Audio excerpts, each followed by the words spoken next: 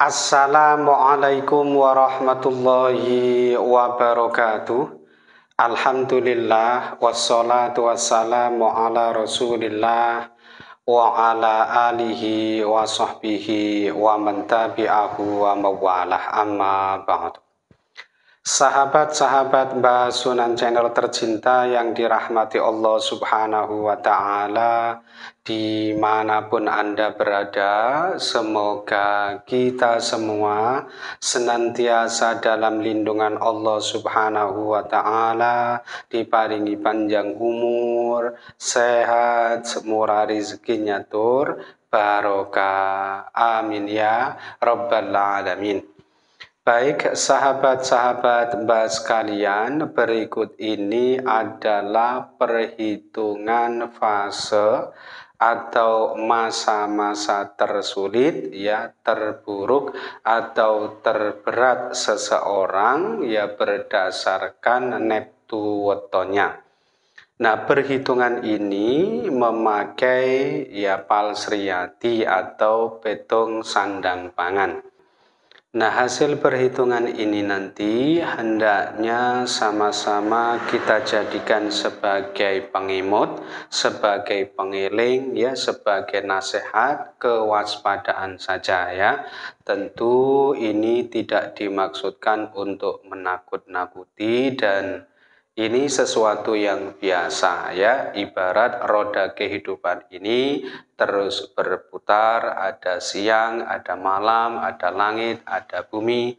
Ya, kadang kita beruntung, kadang kurang beruntung, ya, kadang di atas, kadang di bawah, dan begitu seterusnya. Ya, roda kehidupan ini pasti selalu berubah dan berganti ya. Hari berganti pekan, pekan berganti bulan, bulan berganti tahun, tahun berganti windu, dan begitu seterusnya ya. Dan yang akan Mbak jelaskan kali ini adalah untuk yang neptu weton 8. Neptu weton 8 ini ada dua jenis weton, yaitu weton Senin Wage dan Selasa Legi.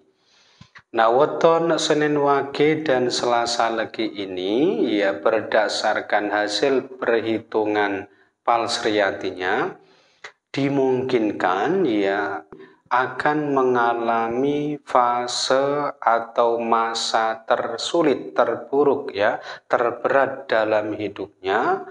Ini ada dua tahapan ya. Fase yang pertama yaitu saat mereka berusia di kisaran usia 24 hingga 30 tahun.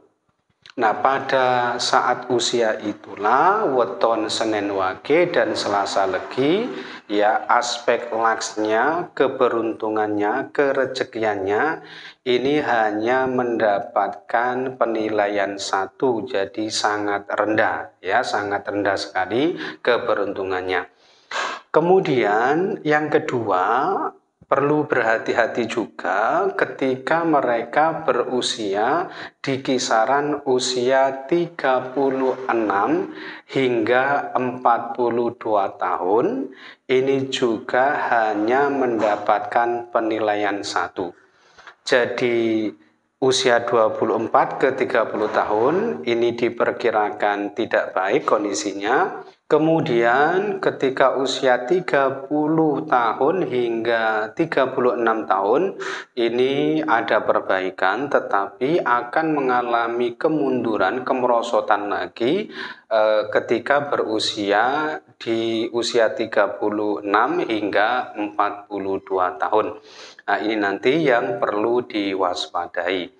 Tentu saja ini nanti harus diantisipasi ya, khususnya buat sahabat-sahabat sekalian yang kebetulan weton lahirnya ini adalah hari Senin Wage dan Selasa Legi, karena ada dua faktor setidaknya yang menjadikan orang itu nanti aspek laksnya, keberuntungannya, kerezekiannya ini nanti bisa berbeda meskipun neptu wetonnya atau wetonnya sama, gitu ya.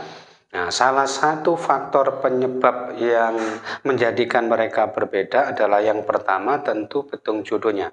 Apabila ya setelah mereka menikah dengan weton atau neptu weton yang bagus ya perpaduannya, petung jodohnya, tentu ini nanti akan sedikit memperbaiki keberuntungannya. Kemudian yang kedua, yang tidak kalah pentingnya ini adalah weton sang anak.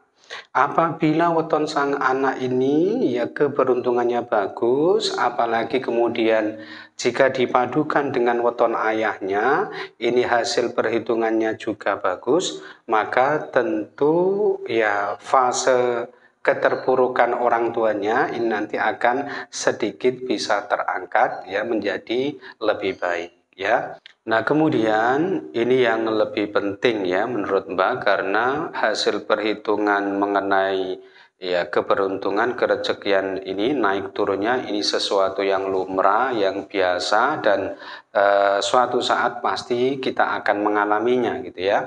Tetapi yang lebih penting dalam hal ini yaitu bagaimana kita menyikapinya, bagaimana kita menghadapi atau mempersiapkan diri ya untuk menghadapi masa-masa sulit ya dalam hidup kita yang diperkirakan akan jatuh pada usia tertentu gitu ya. Tentu saja kita harus lebih berhati-hati, lebih mawas diri, banyak-banyak berhemat gitu ya. Jangan melakukan pekerjaan-pekerjaan yang terlalu berat ya, terlalu tinggi resikonya seperti yang Mbak jelaskan kemarin seperti main saham itu juga termasuk pekerjaan yang terlalu tinggi resikonya, lalu kerjasama atau patungan ya dengan teman, dengan kolega ini tentu juga memiliki resiko yang tinggi karena kita tidak hanya fokus pada keuntungan secara pribadi, tetapi kita juga pasti melibatkan kebersamaan dalam sebuah tim ya kalau kita kerjasama dengan orang lain dan itu biasanya sangat berisiko. Lebih baik kita ngutuni gitu ya atau nekuni usaha sendiri yang meskipun mungkin ya penghasilannya tidak terlalu besar tetapi aman gitu ya. Dan yang terakhir tentu saja ya harus banyak-banyak berdoa, ikhtiar semampunya saja dan lakukan beberapa amalan wirid doa untuk kerezekian, untuk kemaslahatan dunia dan akhirat, minimal mengamalkan istighfar dan sholawat Nabi ini menjadi fondasi ya bagi kehidupan kita di masa mendatang ya. Nah, itu saja yang bisa Mbak sampaikan ya dalam kesempatan kali ini. Mudah-mudahan bisa menjadi pencerahan serta bermanfaat untuk kita semua. Amin ya Rabbal alamin. Dan kurang lebihnya Mbak mohon maaf. Akhirul kalam wallahul muwaffiq ila aqwamit thoriq. Hadanallahu wa iyyakum ajma'in. Tsumma assalamu alaikum warahmatullahi wabarakatuh.